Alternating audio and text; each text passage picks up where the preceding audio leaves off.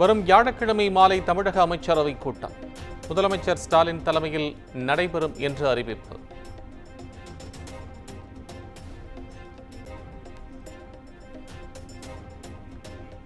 மாநில சுயாட்சி தொடர்பான தீர்மானத்தை சட்டப்பேரவையில் தாக்கல் செய்தார் முதலமைச்சர் மு.க.ஸ்டாலின். மத்திய மாநில அரசுகள் இடையிலான உறவை ஆராய உயர்நிலை குழு அமைக்கப்படும் என்று அறிவிப்பு.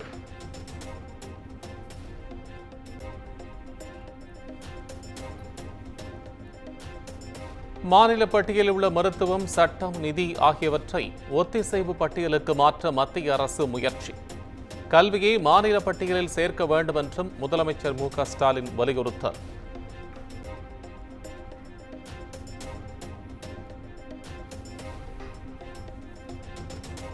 மும்மொழிக் கொள்கை குறித்து சட்டப்பேரவையில் திமுக, பாஜக இடையே காரசார விவாதம். பாஜக இந்தியை திணிக்கவில்லை என பேரவையில் நயினார் நாகேந்திரன் விளக்கம்.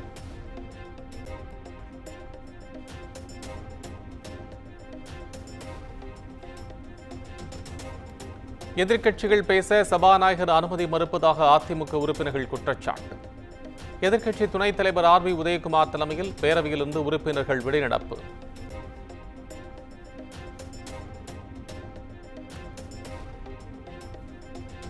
அமைச்சர்கள் செந்தில் பாலாஜி, கே.என். நேரு மற்றும் பொன்முடிக்கு எதிராக நம்பிக்கையில்லா தீர்மானம். சபாநாயகருக்கு அதிமுக சார்பில் கடிதம்.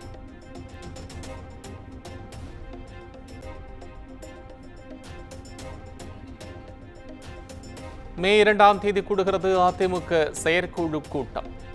அக்கட்சியின் பொதுச் செயலாளர் எடப்பாடி பழனிசாமி அறிவிப்பு.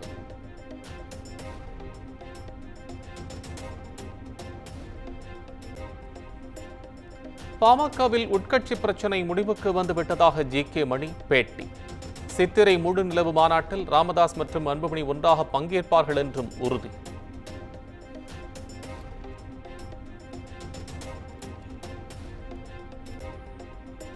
சாட்டை துரைமுருகன் நடத்தும் யூடியூப் பக்கத்திற்கும் நாம் தமிழர் கட்சிக்கும் எந்த தொடர்பும் இல்லை. நாதாக தலைமை ஒருங்கிணைப்பாளர் சீமான் அறிவிப்பு.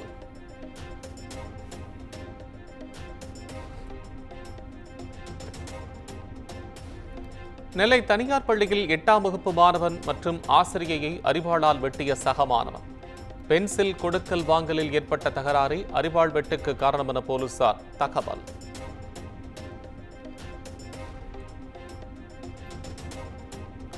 பள்ளிக்கு மாணவன் அரிவாள் எடுத்து வந்தது குறித்து தீவிர விசாரணை.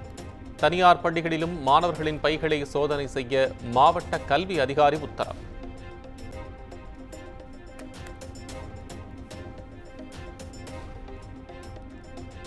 கோவை, திருப்பூரில் விசைத்தறியாளர்கள் வேலைநிறுத்தம் தொடரும் என்று அறிவிப்பு. ஆட்சியருடன் நடைபெற்ற பேச்சுவார்த்தையில் சிறிய முன்னேற்றம் ஏற்பட்டுள்ளதாகவும் தகவல்.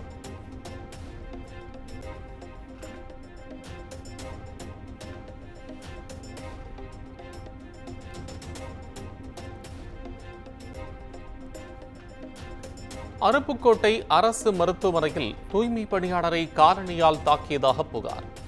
லேப் டெக்னீஷியனை தூய்மை பணியாளர்கள் அடித்து துவைத்ததால் பரபரப்பு.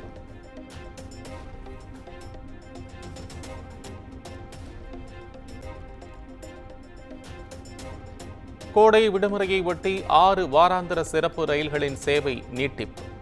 மேலும் 1 மாதத்திற்கு சேவையை நீட்டித்து தெற்கு ரயில்வே அறிவிப்பு.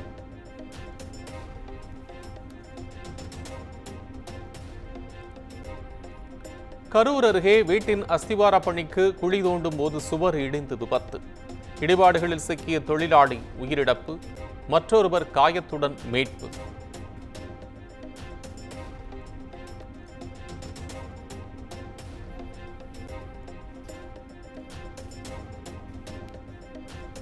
கள்ளக்குறிச்சி விஷச்சாராய வழக்கின் விசாரணை 3 மாதங்களில் முடிக்கப்படும்.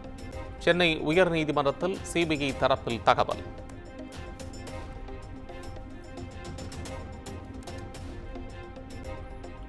நெல்லையப்பர் கோயில் நிலத்தை மத்திய அரசு நிறுவனம் ஆக்கிரமித்துள்ளதாக உயர்நீதிமன்ற மதுரை அமர்வில் பொதுநல வழக்கு. நிலத்தை மீட்டெடுக்க கோரிய மனு குறித்து தமிழக அரசு பதிலளிக்க உத்தரவு.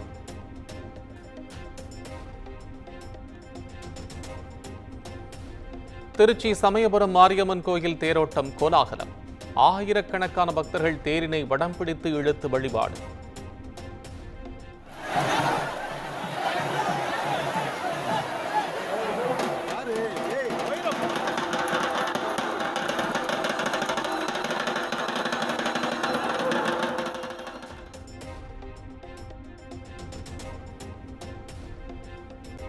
கர்நாடகாவை உலுக்கிய மூடா முறைகேடு வழக்கை லோக் ஆயுக்தா விசாரிக்க அனுமதி.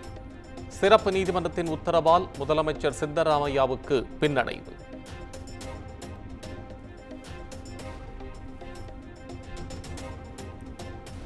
நடப்பாண்டில் தென்மேற்கு பருவமழை இயல்பை விட கூடுதலாக பெய்ய வாய்ப்பு. தமிழ்நாட்டில் பருவமழை குறைவாகவே இருக்கும் என்றும் இந்திய வானிலை ஆய்வு மையம் கணிப்பு.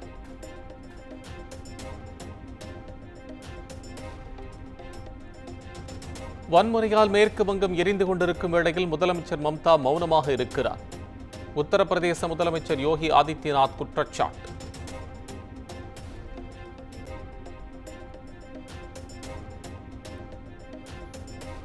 ஆறாண்டுகளில் இல்லாத அளவுக்கு நாட்டின் சில்லறை பணவீக்கம் குறைந்தது. மார்ச் மாதத்தில் 3.34% குறைந்தது.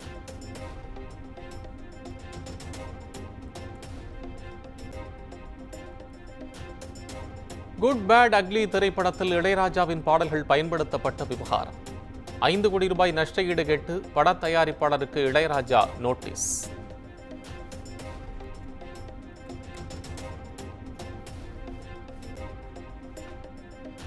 ஆதிக் ரவிச்சந்திரன் இயக்கத்தில் அஜித் த்ரிஷா நடித்த குட் பேட் அக்லி திரைப்படம் 5 நாட்களில் 100 கோடி ரூபாய் வசூலித்ததாக படக்குழு அறிவிப்பு.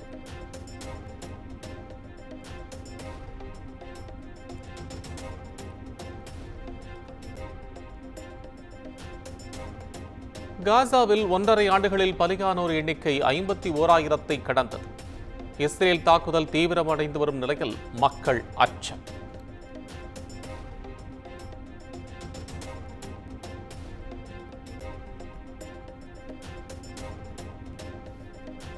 அமெரிக்காவின் போயிங் நிறுவனத்திடமிருந்து ஜெட் விமானங்களை கொள்முதல் ரத்து செய்தது சீனா. இரு நாடுகளுக்கும் இடையே வர்த்தக போர் தீவிரமடைந்து வரும் நிலையில் நடவடிக்கை.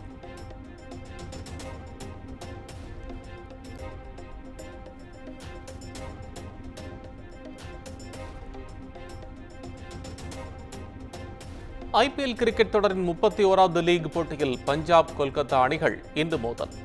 போட்டியில் வெற்றி பெற்று புள்ளிப்பட்டியலில் முன்னேற இரு அணி வீரர்களும் முனைப்பு.